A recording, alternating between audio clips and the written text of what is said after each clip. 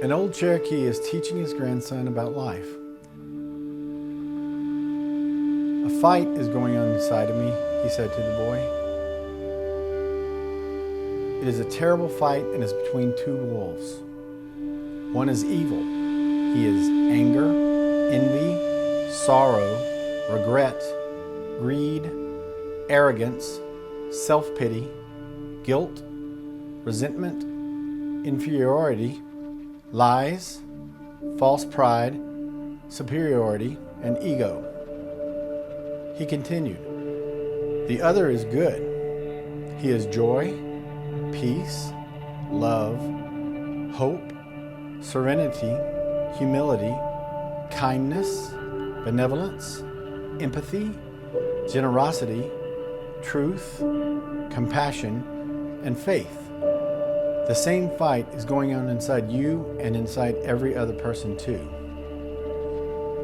The grandson thought about it for a minute and then asked his grandfather, which wolf will win? The old Cherokee simply replied, the one you feed.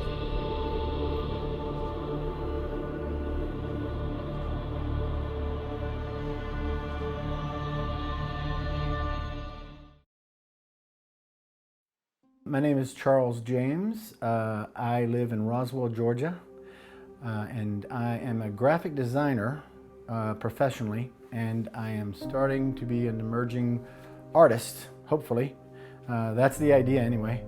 And so, yeah, that's what I've been doing. So as a kid, I used to draw all the time. Of course, we didn't have electronics or anything like that, so, you know, I'd either be outside playing or I'd be in my room painting or drawing, or, you know, I constantly was drawing superheroes. I had a friend of mine that was really good at it. And so, you know, everything that we drew had capes and bolts coming out of the hands and things like that. So that's where I started and loved drawing. So I would do it all the time. I mean, my parents bought me paints and I painted. I remember painting as a kid. Even oil painting. We had an art class and the teacher said, everybody draw your favorite character from a book you like. So I drew the Cat in the Hat. I used to love the Cat in the Hat and read all the books. And so I drew a shot of Cat in the Hat's face in the hat, and then behind him was the little kid sitting at the window while it was raining because he wanted to go outside and play. So it was that little scene, and I drew that just thinking she wanted it. So I did that, handed it over, and, you know, a week later or so, I get this thing that says, hey, you're first place winner in the Newton County art contest. And I was like, wow. You know, I was in the second grade maybe. And that was very cool because I got my picture taken, and yeah, it was a big thing. And I got a ribbon, you know, a nice blue ribbon. So yeah, it was a shock, but it was fun. And that was kind of my first taste of art, that it could mean something other than just to me, because I just thought it was fun to do. Something, I think, woke up in my head and went, hey, maybe you are okay at this, you know? And maybe that means something. I don't know what it means, but maybe it means something. As a teenager, I was a bit shy. I mean, I had friends, I had good friends, and people liked me at school, and it was okay. But I was very shy, especially towards girls, you know, when I was 13, 14, 15. As a teenager, normally you don't feel like you're, you know, there's always something wrong, something missing. And so that's how I felt, was very insecure about myself and how I looked and how I acted, and could I hold a conversation, and all these things. My heart would be pounding out of my chest just to think about walking up and asking, you know, that girl to go out or do anything, because it's the fear of rejection. It was just too scary. I mean, it was too scary for me to do that. So I first started to drink alcohol, I think I was 17. I may have been 18, but I'm pretty sure it was like late 17. So, because what happened was, I lived in Greenville, Mississippi. I grew up there, so I knew everybody. I knew all the girls. I'd never asked a girl out because half of them were just my friends. And so when we moved to Ruston, Louisiana, I thought, I'm going to reinvent myself. And I remember specifically thinking that. I'm going to reinvent myself. I'm going to do those things that I want to do. I'm going to go to parties and ask girls out and drink and smoke and whatever I want to do. As soon as I took that first drink, my brain went, that's it. That's what you need right there. Go get some more of that. Keep doing that. I mean, I thought, I want to stay buzzed forever, because I remember thinking that. I want to stay with this feeling forever because I don't feel insecure. I don't feel ugly. I don't have any of those feelings. I just feel great, and I'm not afraid to do it. I'm Superman. I was an alcoholic immediately. I went to drink to feel good and to drink more and more and more and more. It wasn't anything, drinking to me, that's what drinking was to feel that way. I was searching for that, and I wanted more of it. So when I was, we were 18, and we had just graduated high school, my buddy and I went out to all the parties that night and drank our brains out. We went out, we did all the parties, had all the drinks. I was hammered on Jack Daniels. I kind of remember the car ride home. I slept at his house, woke up in the morning, it was Sunday morning, and his mother had to go to church, so she had to use the car. So she gets in the car, and I vomited all in the passenger side. So yeah, it was not a good scene. She let me have it too. She knew exactly what happened and what, I mean, it was easy to see. As she's not cursing me out because she was a church-going lady, but everything but. I think the worst thing that I felt was, it was shame and embarrassment, but she was calling me a lowlife. And that's pretty, especially when you're 18 years old, your confidence level is not the highest in the world. So when an adult calls you a lowlife, that's pretty bad.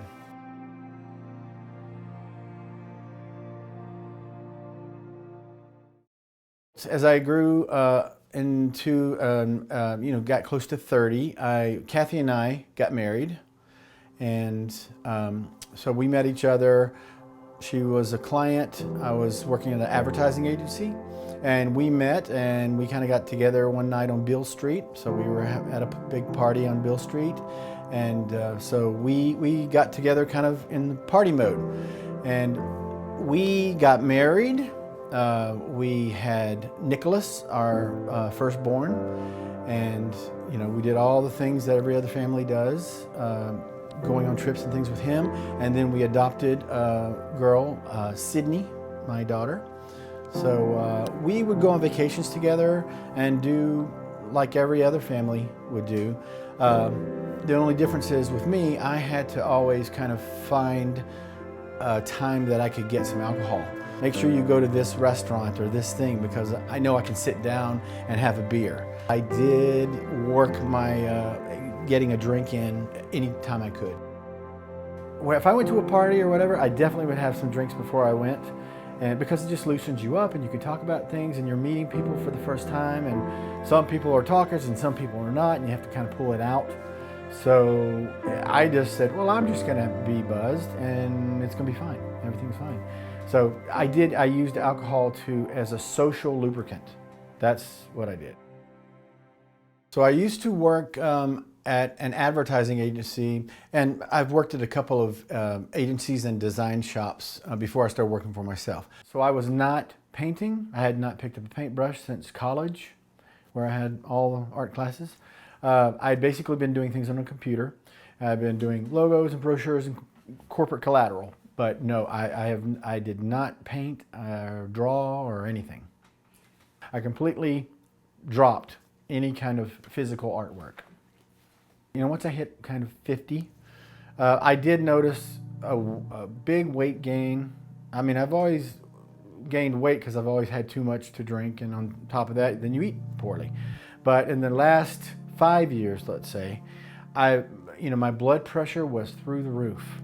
The doctors were telling me, you have to, and I would tell them, I drink every day, and I would tell them how much I drink. I didn't go in and lie and say, oh, I just have 2, when I know that's bullshit. So I went in and I'd tell them, okay, I drink every day.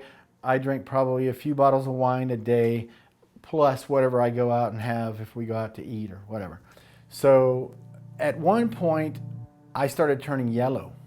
And so I thought, uh-oh, well, now I've done it. I tried to manage it, I couldn't. But I literally turned yellow. I thought my liver was going out. The doctor thought my liver was going out. We thought this was it. I lost weight, I couldn't eat, I slept all day. It was terrible. And finally, one of the doctors said, well, that could be the problem, that your liver's going out, but there could be this other issue, which is a blocked bile duct. So he checked for that. He did 2 scans. Second scan, he did that. Called me that night and said, that's it, we're operating tomorrow.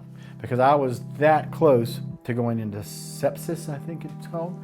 And because I was completely yellow, my eyeballs were yellow. I thought I was dying of liver failure. So an embarrassing moment during all this with my daughter Sydney, and I didn't realize this at the time, honestly, but that day I had been drinking all day. I've been working at my desk here at my home office, and I think this was summer, so she was at home. And during the day, I guess I had had some downtime, and I put my head on the desk and just went to sleep. Basically passed out, because I'm sure I'd been drinking from the morning on. So this is probably 3 o'clock in the afternoon maybe. And she came by with her phone and filmed me sleeping with my head on the desk. And so I didn't know about this until later, and she came and showed it to me and said, look, you fell asleep outside. So, and of course I didn't say, well, I was drunk. I was like, yeah, I haven't been sleeping well. And there was always an excuse like that. But it was very embarrassing because I knew what happened. Honestly, I'm not sure to this day she knew why I was asleep, but it was embarrassing to have your daughter film you blacked out. For one thing, drinking all the time makes you have to go to the bathroom all the time. So you usually have to pee or other things. Well, at this point, I was starting to lose control of my bowel movements. So I had to honestly be careful about when and where and how far I went. And so we were on a hike one day, and I literally had to stop. This is a public place. Make sure there was nobody around and go into the woods and take care of business. So, that was a terrible, kind of a disgraceful, sad moment. And that's what made me realize, okay, this is way out of control. You can't even go on a hike without having to stop and do something like that.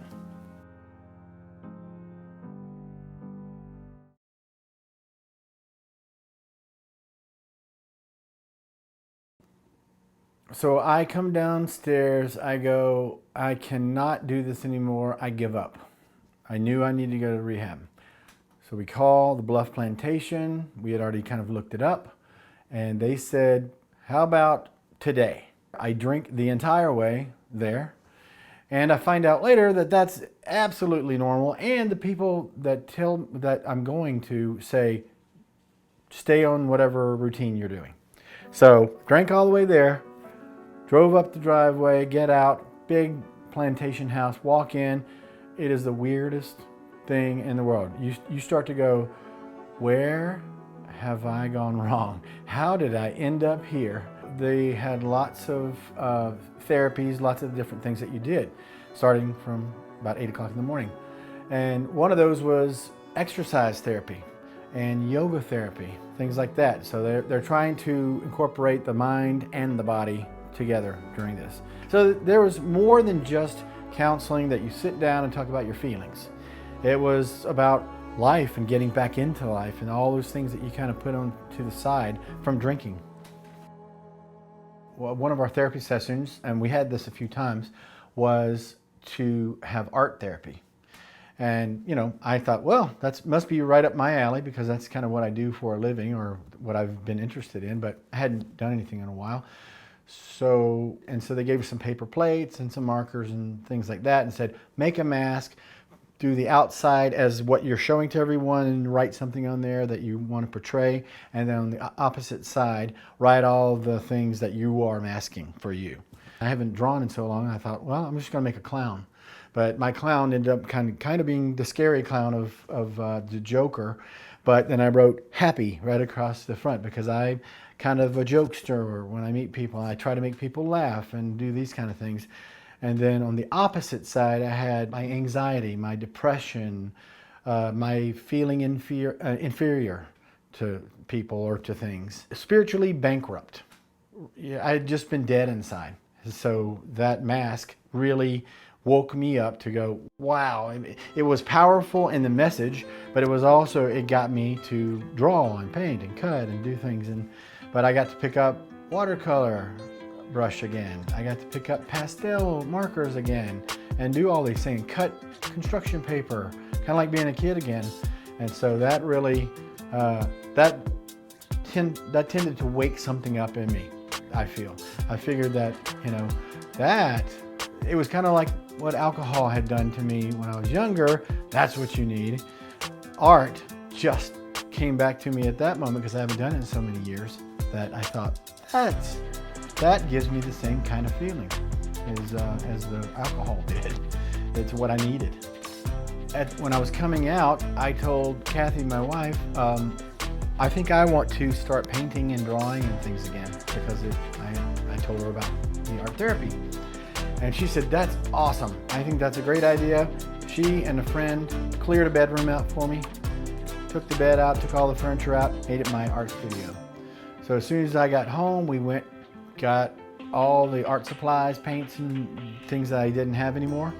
And I started to just draw and paint and things. If I saw something and I wanted to do it, I tried it.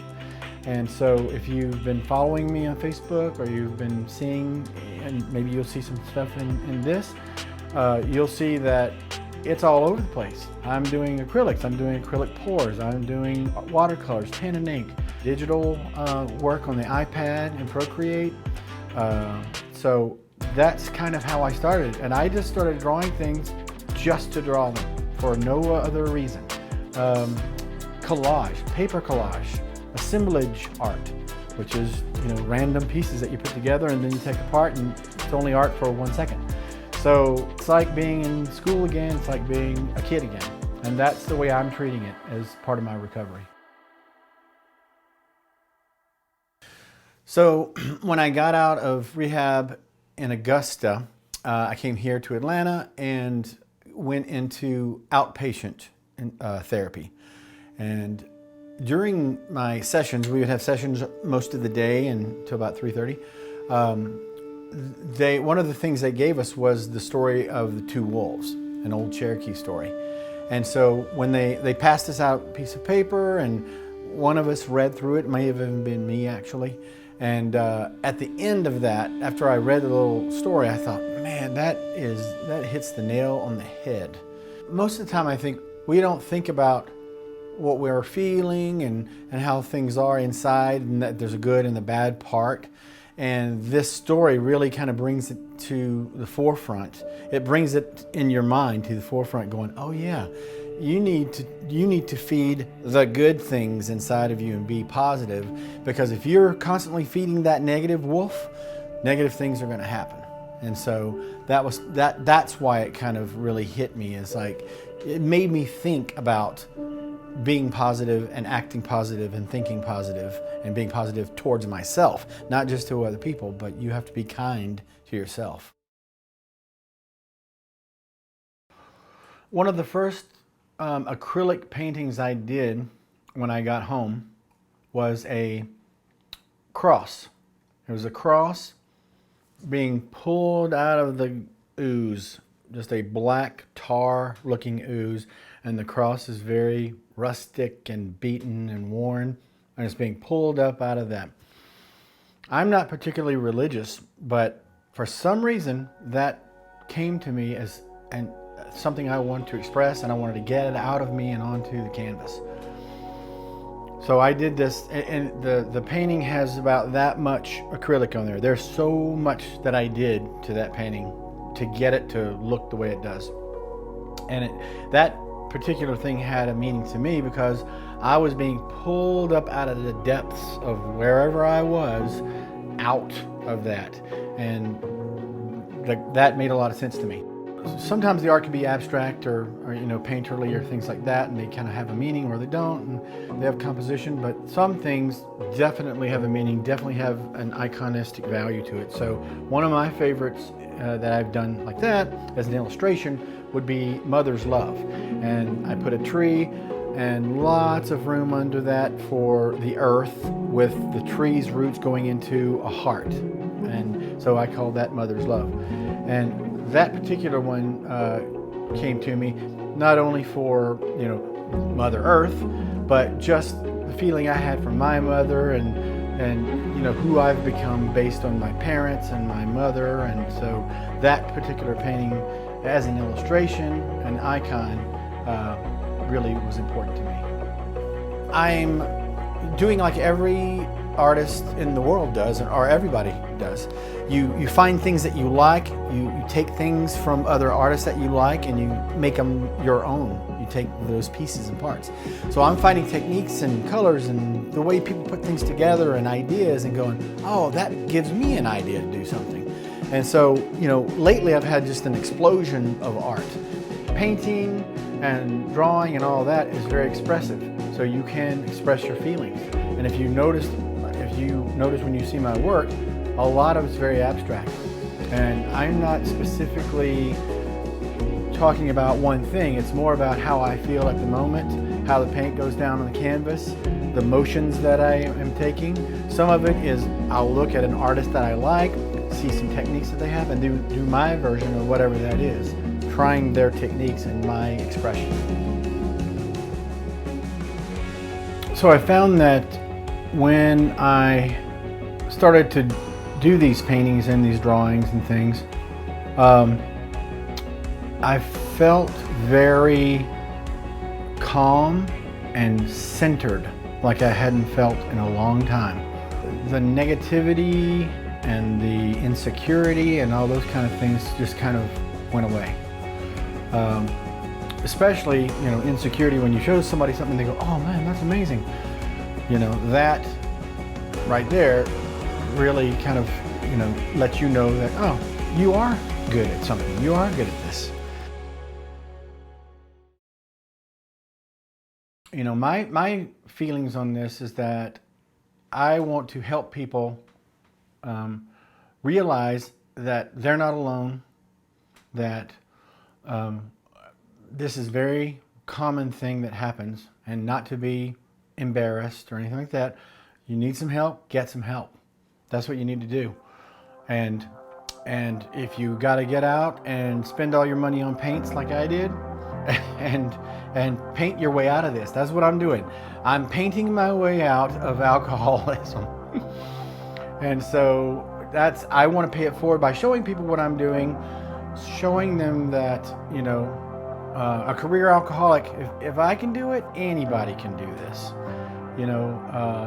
People find this interesting, they find it helpful, it raises questions, they'll call and get help if they're even thinking that they may have a problem.